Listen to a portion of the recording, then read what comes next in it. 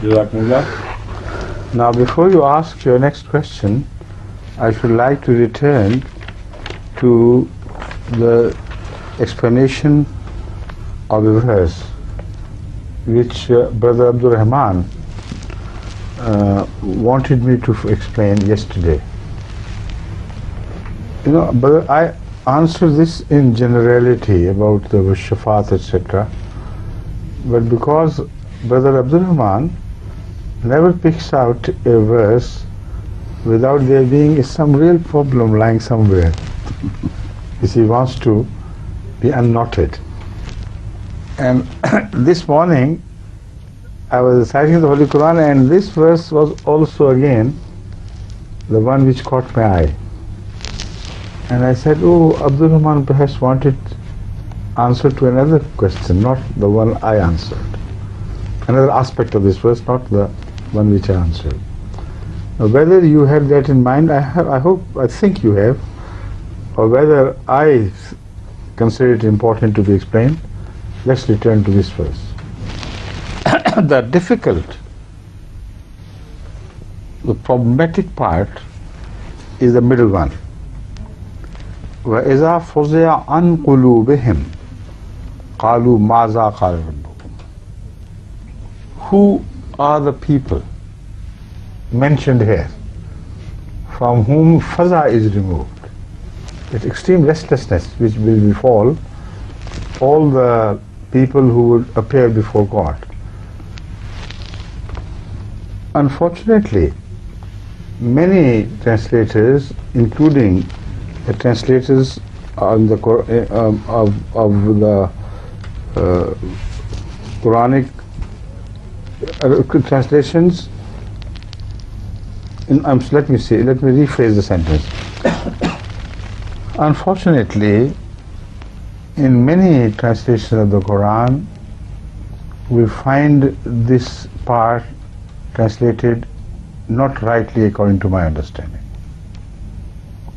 And the translations which we present are no exception to that. Now, I do not insist that my understanding must be given preference over all others. But personally, I am fully convinced that what I understand from this has to be preferred.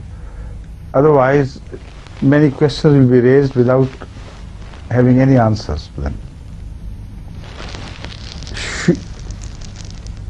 An qulubihim is a plural. Reference is a plural reference. The first part, وَلَا تَنْفَعُ الشَّفَاعَةُ عِنْدَهُ إِلَّا لِمَنْ أَذِنَ لَهُ, speaks in singular. People who think that the verse continues to refer to them, they translate this part in plural. And they translate it like the one I am going to read.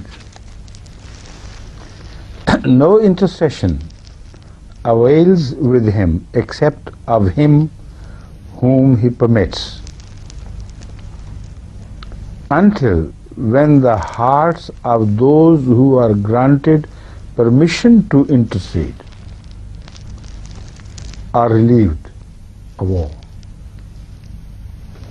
Now, this is contradictory. This is inconsistent. Because the opening statement is that God permits to one person whom He pleases. Although the word man can be translated into plural as well, but here the style of this verse is very clear. And in my mind, I have no doubt that it refers to Hazrat Muhammad Rasulullah Sallallahu Alaihi Wasallam. So to understand that the following part of the same verse, Hatta iza fuzia an qulubihim, refers to those who were permitted intercession, is not right. They were not those who were permitted intercession. Only there was one. On the Day of Judgment, it will be Hazrat Muhammad Rasulullah Sallallahu Alaihi Wasallam who would be given the right of intercession. So So فُزِعَ عَنْ قُلُوبِهِمْ are different people. That means that Hazrat Rasulullah sallallahu alaihi wasallam will be the first to whom God will address, and he will be granted intercession before the accounting takes place. And people are still dazed with their experience of the extreme restlessness through which they will pass. So much so would be the agony of that trial that they will all soon,